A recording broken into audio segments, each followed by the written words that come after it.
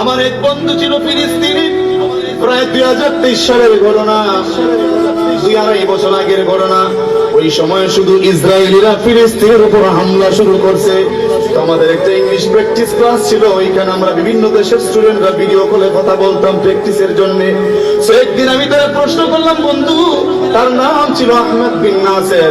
আমি জিজ্ঞেস করলাম, Ahmad, what is the current situation of your country, I mean Palestine? When I asked him about this question, যখন তার আমি প্রশ্নটা করলাম, at that time I saw that, আমি দেখলাম যে সে চোখের পানি ছেড়ে ছেড়ে কাঁদতেছে। আমি জিজ্ঞেস করলাম, বন্ধু, তোমার দেশের কন্ডিশন কি, তুমি কেন কাঁদতেছো?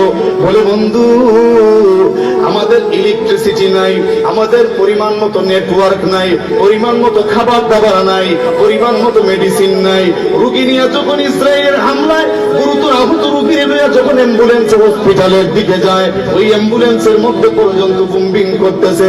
আন্তর্জাতিক আইন লঙ্ঘন করে যেইভাবে পশুর মতো পাখির মতো মানুষ মারতেছে, এগুলা গোটা আরব বিশ্ব দেখার পরে প্রতিবাদ করবে তো দূরের কথা।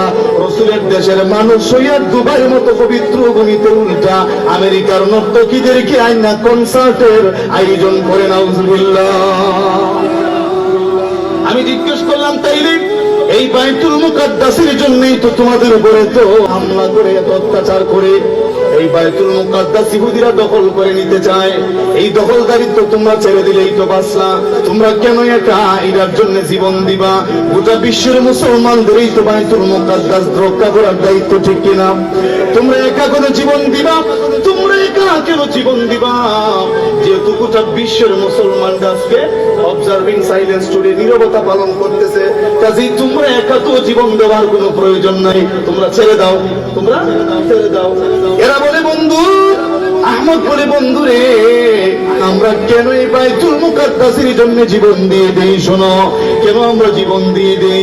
তুমি কি মেরাজের ঘটনা ভুলে গেছো? এই মসজিদের মধ্যেই তো 1 লক্ষ মতান্তরে 2,24,000 পয়গম্বরগণ নামাজ আদায় করেছেন। এই মসজিদের মধ্যে আসমান জমিনের রহমতের ফেরেশতারা নামাজ আদায় করেছেন।